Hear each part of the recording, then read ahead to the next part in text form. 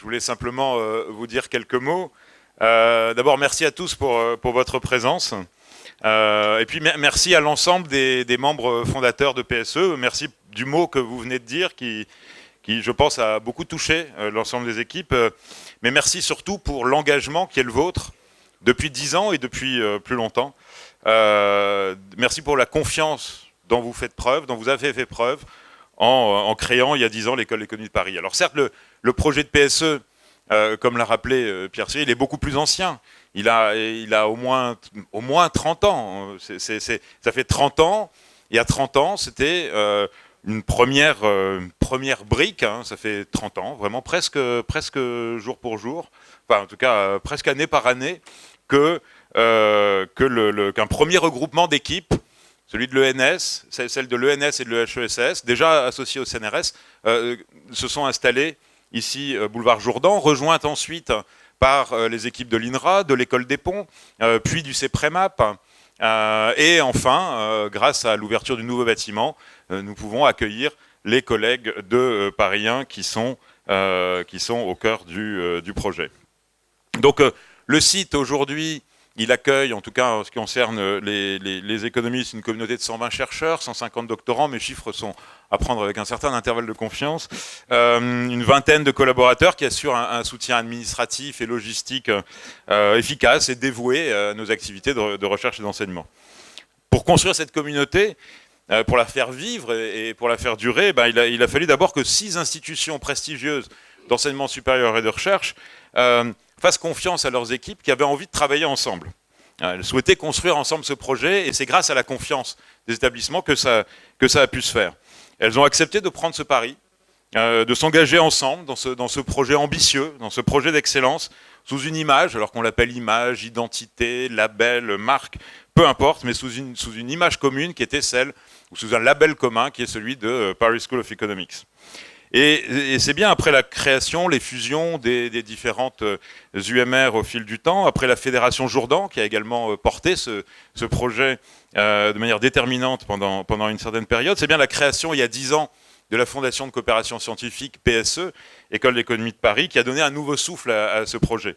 Donc merci à ceux qui ont engagé toute leur énergie à ce moment-là, je pense à Thomas Piketty, Daniel Cohen, Roger Guenry, François Bourguignon, qui a également accompagné le projet très très rapidement ensuite, et qui ont réussi à donner vie à ce projet et à le mettre sur des rails. Donc PSE, c'est quoi ? PSE, c'est une école. Alors c'est quoi une école ? Une école, c'est... je vais pas donner de définition, je ne suis pas philosophe analytique.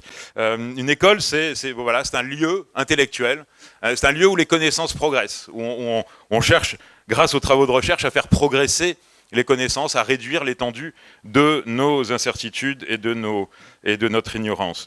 C'est un lieu où les savoirs, où les méthodes se transmettent grâce aux programmes d'enseignement, de formation. C'est une école aussi, ça doit aussi être inscrit dans la cité, ça doit être un lieu de débat, pas seulement entre soi, mais ouvert sur la société. Une école engagée aussi dans des échanges avec de nombreux acteurs économiques, administrations, entreprises publiques, organismes privés, etc., etc. Donc permettez-moi, cet exercice me conduit à remercier vivement, c'est pas uniquement un exercice de style, tous nos partenaires. Comme on est en France, donc je commence par l'État, évidemment, qui nous a attribué d'emblée, en nous confiant le RTRA, des missions de recherche et d'enseignement, qui a financé ces missions par l'attribution d'une dotation, qui nous apporte aujourd'hui des ressources bien précieuses, même si évidemment insuffisantes. Des partenaires privés, AXA, Exane notamment, ont accompagné également le projet dès le début, ont accompagné nos ambitions. D'autres partenaires scientifiques, des établissements ou des organismes, je pense à l'INED, le GNES et l'IRD, également l'AFD pendant une certaine période, puis ça s'est un peu arrêté, dommage, mais qui nous ont également accompagnés et qui nous ont autour de projets communs, de partenariats et qui restent à nos côtés aujourd'hui. La région, l'État, la ville de Paris, qui ont renouvelé leur implication dans PSE et au-delà, dans ce campus, en finançant ce bâtiment. Sans ce projet, nous ne serions pas là aujourd'hui. En tout cas, nous ne serions pas dans cet amphithéâtre ni dans ce bâtiment. Le programme d'investissement d'avenir, qui a reconnu l'excellence de PSE. Nous portons un Equipex et un Labex, et bientôt, je n'en doute pas, d'autres programmes. Le Conseil européen de la recherche, l'ANR, qui distingue régulièrement de nombreux chercheurs ou de nombreux projets de PSE. Donc, merci à tous. Merci aussi aux autres partenaires. Ce sont des partenaires d'une autre nature, mais ils nous aident également beaucoup à progresser. La Banque de France, l'Assistance publique, Hôpitaux de Paris, la Fondation Médéric Alzheimer, les Air France, Total, le Comité Colbert, la Ford Foundation, l'Institute for New Economic Thinking, l'American Foundation for the Paris School of Economics, donc, et tant d'autres ont soutenu ou sont engagés dans les programmes de recherche que nous menons ensemble. Donc merci à tous pour votre soutien. Sans ces partenariats, nous ne serions pas non plus où nous en sommes aujourd'hui. Alors aujourd'hui, la reconnaissance de PSE, je pense qu'on peut dire qu'elle est réelle, elle est forte au sein de la communauté académique internationale en économie et au-delà en sciences sociales. Quelques chiffres, c'est 23 chercheurs de PSE dans la communauté. 23 chercheurs sont parmi les 5% des chercheurs en économie les plus reconnus internationalement, si on mesure ça par le H-index. Ça, c'est une note en bas de page que je ne vais pas vous lire intégralement sur la définition du H-index. Mais enfin, en tout cas, ça mesure l'impact des publications académiques, donc la présence au sein de la recherche au niveau international. Et nous sommes très fiers de ces belles réussites. Nous sommes fiers également des nombreuses récompenses reçues par les nôtres, pour s'en tirer, pour en rester aux plus récentes. Je vais signaler le prix du jeune économiste reçu hier par Antoine Bozio, le prix de la revue économique reçu l'an dernier par David Martimore, le National Award in Applied Economics décerné à Katia Shouravskaya, je l'ai vu entrer, bravo Katia, pour ses travaux sur l'économie russe, au Irio Jansson Award à Thomas Piketty, à la médaille d'argent du CNRS de Gabriel Demange, au prix d'Anne David à François Bourguignon. Pardon à tous ceux que j'ai oubliés, la liste serait trop longue par manque de temps. Donc PSE, c'est quoi aujourd'hui? Aujourd'hui, c'est avant tout une vie intellectuelle bouillonnante. On a plus de 10 séminaires locaux ou internationaux chaque semaine. Donc ça fait 2 par jour. Depuis déjà un certain temps, j'ai une ambition qui est d'assister une semaine donnée à tous les séminaires qui se donnent à PSE. Je n'ai jamais réussi à le faire pour l'instant. Il y en a trop. C'est incroyablement riche. Et ce sont des domaines évidemment très très variés, très divers. Et ça reflète la richesse et aussi tout l'intérêt de rassembler des forces aussi nombreuses et aussi talentueuses en un seul site, c'est d'arriver à faire vivre ces échanges autour de ces regards forcément très croisés. C'est également, PSE, c'est également de nombreux collègues invités à PSE, ça peut être pour quelques jours, ça peut aller jusqu'à une année. C'est une production scientifique qui a hissé PSE, toujours en termes d'impact des publications académiques, au 7e rang des départements d'économie dans le monde. Donc ça, c'est un beau succès.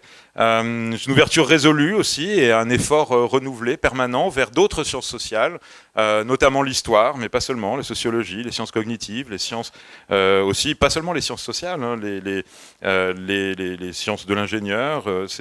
Et ça, cette ouverture-là, elle est pour nous, les raisons et les conditions pour que cette ouverture fonctionne, eh bien c'est également l'ancrage dans un environnement intellectuel et institutionnel qui est permis par l'implication des établissements fondateurs et des partenaires de ces établissements fondateurs. Ce sont ces échanges qui sont possibles et que nous devons nourrir. Donc c'est... alors ça, je vais passer. Voilà. Donc PSE, c'est aussi un engagement fort de toutes nos équipes dans les programmes d'enseignement, encore une fois, des établissements fondateurs, avec un vrai succès. L'an dernier, les candidatures au master, plus de 1200 candidatures au master. C'est un peu difficile d'évaluer autant de candidatures, mais malgré tout, c'est un très très beau succès. Donc il y a beaucoup, je reconnais beaucoup d'étudiants de nos programmes dans cette salle. Donc bravo d'avoir réussi à passer cette étape difficile. C'est difficile d'entrer à PSE, c'est difficile aussi. Les programmes sont exigeants. Donc continuez à travailler. On a une moitié d'étudiants étrangers, c'est ce dont on se réjouit également vivement, ça apporte une richesse, une diversité. Sorry for those who don't understand French. I should have started by saying that this event would be in French.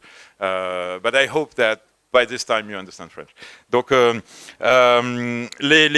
puis c'est de nouveaux programmes aussi. L'an dernier, on a inauguré une summer school qui a permis d'attirer de nouveaux publics venant de 42 pays différents. Donc là aussi, une grande ouverture, une grande richesse. C'est un beau succès. Donc on renouvelle l'édition cette année. On l'ouvre à d'autres domaines, d'autres questions. On espère que ça connaîtra un succès équivalent. Bientôt d'autres initiatives en termes de formation professionnelle, initiale ou continue. Pourquoi ? Parce que nous avons aussi la conviction que la formation par la recherche peut bénéficier à un public, à beaucoup de personnes qui sont inscrites dans des trajectoires professionnelles, dans une vie active, mais qui peuvent bénéficier d'échanges et de contacts importants avec des chercheurs qui peuvent apporter des éclairages complémentaires par rapport à leur vie professionnelle. Donc ça, c'est notre conviction. On verra si on y arrive. C'est aussi un pari, mais il ne faut pas, le jour où on s'arrête de faire des paris, on fait autre chose, quoi. Alors, bon, tous ces succès, on les doit à quoi ? Avant tout au talent et à l'énergie des chercheurs et des enseignants, des équipes qui sont rassemblées sur le site, tous ces enseignants, tous ces membres des établissements fondateurs qui sont rassemblés au sein de la communauté PSE. Nous devons aussi à la formidable qualité de nos équipes support, grâce auxquelles les chercheurs aujourd'hui peuvent être assez allégés des tâches administratives pour se concentrer sur ce qu'ils savent faire, c'est-à-dire la recherche, l'enseignement. Mais on a quand même une recherche de complémentarité et non pas de substituabilité. On essaye aussi d'appliquer le raisonnement économique à notre mode d'organisation. Donc il y a une complémentarité entre les fonctions support et les fonctions de recherche et d'enseignement. D'excellents chercheurs ont besoin d'excellentes équipes administratives. C'est le cas à PSE, et c'est une des raisons de nos succès. C'est grâce à cette organisation qu'on a également connu un certain nombre de succès. En particulier, c'est grâce à ça qu'aujourd'hui, le budget de PSE, c'est 9 millions d'euros par an à peu près, le budget de la fondation PSE, dont 8 millions, un peu plus de 8 millions, sont l'objet de partenariats de recherche, d'appels à projets, d'ANR, d'IRC, de chaires de recherche, etc. Donc tout cet argent, on va le chercher. Quand je dis on va le chercher, c'est vraiment l'ensemble des équipes. Eh bien, on a créé les conditions pour que cette possibilité pour les équipes d'aller trouver des financements, d'aller financer leur recherche, de se lancer dans de nouveaux projets, eh bien, pour que ces projets-là soient possibles. Voilà, on crée les conditions pour que ceci soit possible, et c'est possible. On a fait la démonstration en disant que c'était possible d'aller trouver des financements complémentaires pour les activités de recherche et d'enseignement. Actuellement, on porte 5 IRC et 12 ANR, donc c'est quand même pas trop mal non plus. Et grâce au développement de tous ces partenariats que j'ai mentionnés, eh bien, on a, depuis 4 ans, on est à l'équilibre budgétaire. C'est pas le but d'une fondation, c'est évidemment pas de gagner de l'argent, mais en revanche, arriver à un équilibre budgétaire, c'est une condition de la pérennité et du développement de nos activités et de leur inscription dans la durée. Alors pourquoi s'inscrire dans la durée en soi bon, on n'a pas envie de s'arrêter, puisque ça marche et on a envie de continuer. Bon, demain, ce sera quoi ? Demain, ce sera quoi PSE ? Je suis incapable de vous le dire. Si on continue à innover, c'est justement pour que PSE, demain, ne ressemble pas forcément à ce que c'est aujourd'hui. Même si on est très content de ce que c'est aujourd'hui, eh bien, demain, ce sera... La seule chose que je peux dire, c'est que demain, ce sera autre chose. Pourquoi ? D'abord parce que, comme l'a rappelé Pierre Cyril, une école, c'est un projet intellectuel. On porte un projet intellectuel en économie, en sciences sociales. Les sociétés contemporaines aujourd'hui sont en profonde mutation. Les mutations, les transformations qui changent les sociétés sont très profondes. Transition écologique, mutation du travail, innovation technologique radicale parfois, transition démographique, évolution du commerce international, l'avenir de la globalisation, migration, système politique parfois en difficulté, montée des inégalités, gouvernance parfois trop locale, inadaptée à la nature des enjeux, qui est beaucoup plus globale que le niveau de gouvernance. Donc tout ça, ce sont des questions qui ne sont pas prêts d'être résolues et d'être bien comprises dans un avenir proche. Donc nous avons des responsabilités, nous avons envie d'être là pour continuer à nous poser ces questions. Est-ce que ça va dans la bonne direction? Est-ce que d'abord comprendre comment ça marche, où ça va et comment ça va, comment ça marche? Est-ce que ça pourrait marcher mieux? Et donc pour des chercheurs en sciences sociales, je pense que c'est une époque absolument passionnante. J'envie tous les jeunes étudiants qui commencent leurs études aujourd'hui, parce qu'ils vont avoir, dans les années à venir, un terrain fantastique. Un terrain fantastique aussi parce que les méthodes de l'analyse économique sont en plein bouleversement et en plein renouvellement. C'est l'arrivée de nouvelles données, c'est de nouvelles méthodes, c'est des nouveaux échanges avec plusieurs disciplines. Donc l'ancrage dans des perspectives historiques plus longues, avec les questions de méthode que ça soulève, que ça génère. Donc tout ça, on a vraiment un bouillonnement. On a les paradigmes qu'on pensait relativement établis, enfin que certains pensaient établis, sont quand même sacrément secoués. Là aussi, nourris par les échanges avec les autres disciplines. Donc on est quand même dans une époque, certes pleine de menaces, mais également riche d'opportunités pour beaucoup d'entre nous. Donc on doit répondre à ces nouveaux enjeux en continuant sans relâche à innover. En suscitant l'émergence de projets, de groupes, de laboratoires d'idées, d'organisations, un peu d'auto-organisation, un peu spontanée des équipes, ouvertes à d'autres sciences sociales, notamment lorsque cette ouverture est féconde.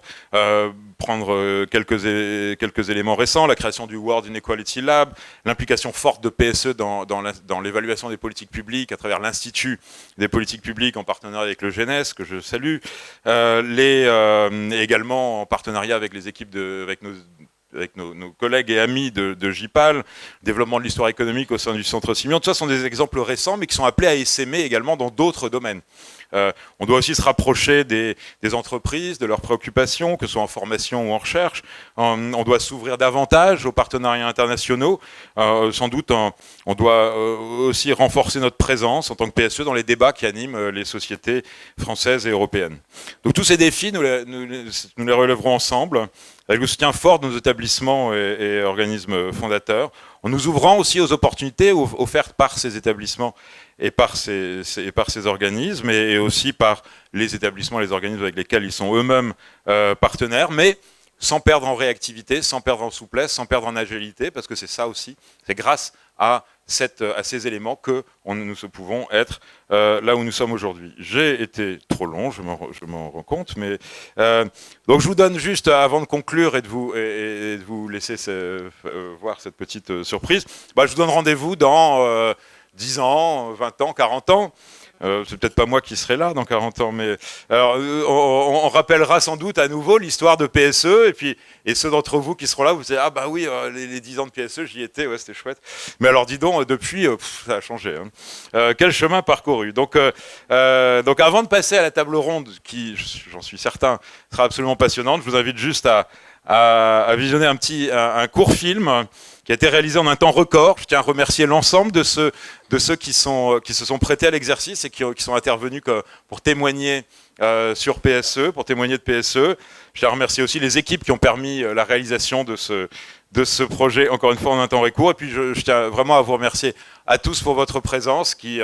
Merci d'accompagner, merci de célébrer avec nous ces 10 ans qui sont évidemment pour nous un grand moment aussi un grand moment de plaisir. Et oui, merci. Et oui, ça serait une transition un peu brutale. Voilà, donc merci à tous. Place aux images. Et ensuite, on enchaînera par la table ronde. Merci.